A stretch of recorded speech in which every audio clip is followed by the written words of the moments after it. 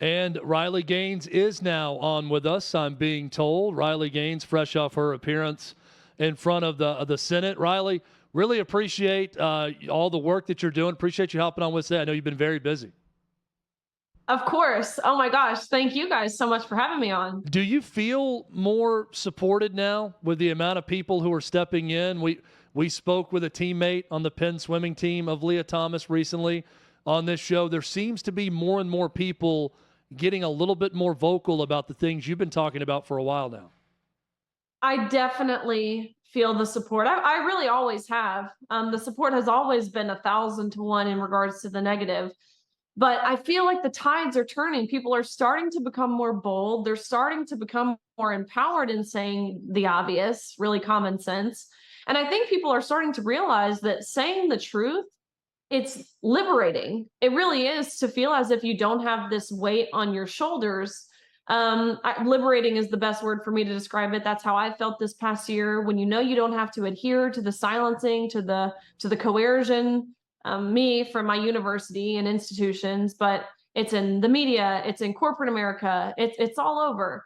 So I think when people realize you don't have to adhere to that, you'll realize how empowering that really is. You know, Nancy Armour of USA Today wrote a piece. Sorry, Charlie. Did you have something? Go ahead. Yeah, no, I was just going to piggyback off of that, because I feel like I totally understand that feeling of liberation, of being able to stand up for something that just is so obvious and just start speaking the truth. And once you start speaking a little bit of truth, you can't help but allow the rest of it to just pour out of you. So it's like, all of this stuff you kept bottled in for so long, now it just feels so much better to speak it into existence. And you welcome the pushback. Like all the people that I was at the beginning, when I joined the company Outkick and Fox, I was like worried. I was like, oh my gosh, what is all this hate? Now I'm like, bring it on. Because the only reason you're getting mad is because I'm saying something that upsets you, because I'm right and you aren't. So in that particular situation, when you were on the Senate floor and you heard this Democrat talking about, oh, there's all these male athletes who would want to go up against a woman like Serena Williams, but no, they couldn't score a point. And you immediately just came in with cold, hard facts saying, actually, guess what? How did that feel? Well, first of all, her argument was totally flawed. If she is saying someone such as Senator Joe Kennedy, who is asking us the questions, couldn't beat Serena and Venus Williams, of course. Sorry, Senator Kennedy, but I don't think you can beat Venus and Serena Williams. That's not the argument. There's tons of male swimmers, or I guess males, who I could beat in swimming who have never swam in their life. Of course, that's not what the argument is. The argument is that this is not lateral.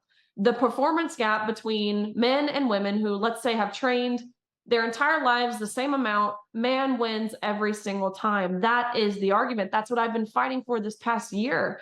So it was very easy for me to just kind of really real-time fact check her and say, hey, look, that's not what we're talking about. Serena and Venus Williams lost to the 203rd ranked male tennis player in a blowout. The time was running out. We only had 5 minutes, and the time period and it was, the allotted time was over. And so I didn't really get to go full in, but really what it was is, not only did they lose to the 203rd ranked male player, he was smoking in between sets. He had just played 18 holes of golf. They lost 6-1 and 6-2, and he was drinking all day. I mean, it was not even a comparison of who would win. And even Serena Williams admitted it herself. She had said, I think back in 2013, I doubt she knew this. Yeah, it's 2013. I doubt she knew this would potentially come back and bite her in the butt, but she said men and women's tennis is a totally different sport. And she admitted she would lose to Andy Murray 6-0 in 5 minutes.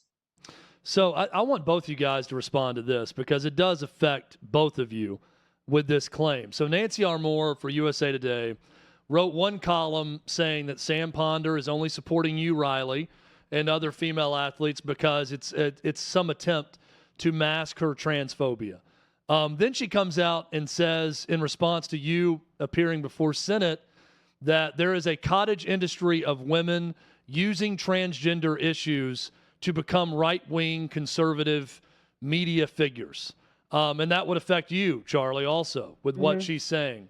What's your response to Nancy Armour when she says something like that? Charlie, I want to get your response to that too, but Riley, let's start with you. This is never something I wanted. This is never something I felt equipped for. This is never something I prepared myself for. I just see the problem and what's at stake if someone doesn't fight for it. My life direction, I was supposed to be in dental school, which I put off to really pursue this and fight for this. This is not for my own personal advancement. I'm not fighting for myself because look, I'm done playing sports. It's not about me. It's about that next generation. I have a little sister who is the Tennessee state champion in gymnastics. She's a phenomenal athlete. My husband and I, we just celebrated our 1-year anniversary, and I can only hope one day that I get to have a daughter of my own. And I can't imagine being in the position that I'm in now, facing what I faced, seeing what I saw, and not fighting for her. That's what this is. It's not political to me. It shouldn't be left versus right in the way that it's become, especially at the in regards to legislature and politicians and how they're voting. It shouldn't be that way. But that's the way it's become. So if it means I've turned into this right wing, I mean, whatever, that's the most silly, disingenuous argument that someone can make. Yeah, I'm totally with you. I think it's one of those things like I didn't completely change the trajectory of my career either to come and talk about the potential for trans athletes to be in women's sports. Like that's one tiny argument in the entire, universe worth of thought. Like that's just one thing that I've talked about. It's there's no basis to being a transphobe, and I'm like, okay, well, let me reroute my entire life's plan so I can talk about this one thing for part of the time that I'm talking about whatever it is. So it just makes no sense. But that's what we are used to seeing, right? Anytime you say something, like you take an honest look at the left's agenda, their only option is to come back and say, oh, well, you're hateful, you're a bigot, you're a transphobe, because they don't actually have a legit rebuttal for you. So it's just easier for them to hate on you than come up with an actual argument of their own to refute what you're saying, but they can't do that. And well, Ryan, look, go ahead. Sorry. I was just going to say, look, I asked Nancy too. I told her, hey, you're claiming this is only something right-wing media is taking up. I would love to be interviewed by you.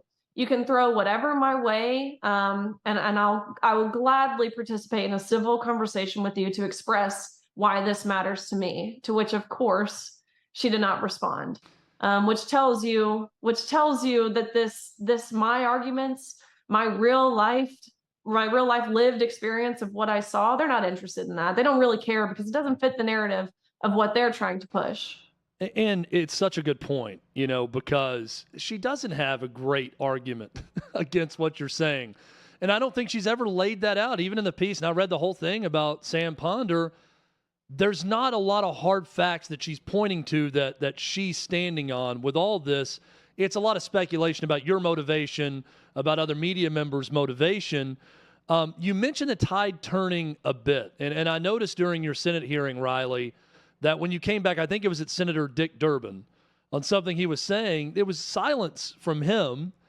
Do you get the sense that even with the political part of this, maybe the tide's turning a bit where people are getting a little bit more quiet, your opposition, in terms of the politics and the politicians involved, that it may be turning from that perspective a little bit as well?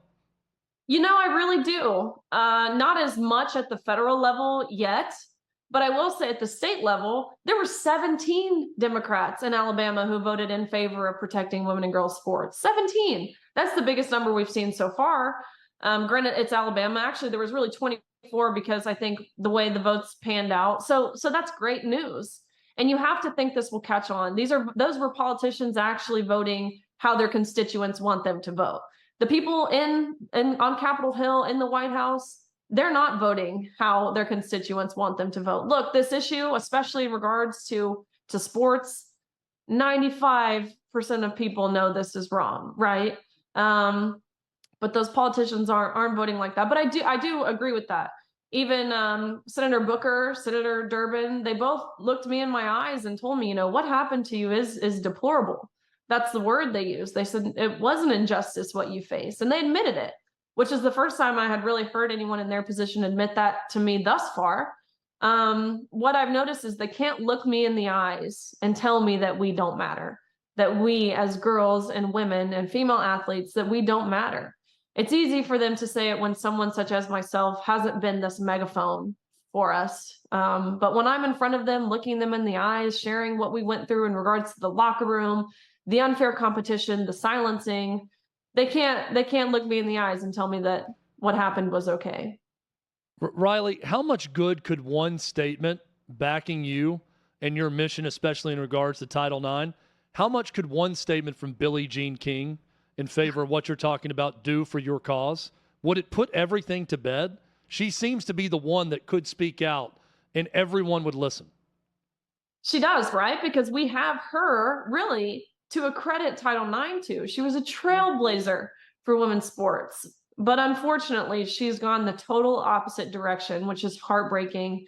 It feels like betrayal, really. She's undermining everything she once fought for and succeeded in fighting for by now actively working to include males into our sports and into our spaces. Yeah, But very, what do you think? very sad. What do you think the next step is? What do you predict is going to happen next? Because right now we're seeing more people speaking up. It seems like a little bit more people are paying attention. Like you just said, you had a couple of senators come up to you and personally acknowledge what you'd been through as being deplorable. What do you see as being the next step in this fight for protection of women's sports? Unfortunately, I do still think it has to get worse before it gets better. I think more girls are going to have to be impacted. More girls are going to have to be injured. They're going to have to be exploited in the locker room. They're going to have to be asked to smile and step aside and allow these men onto their podiums before people are willing to, whether that's enact legislation, whether that's within sport-specific governing bodies.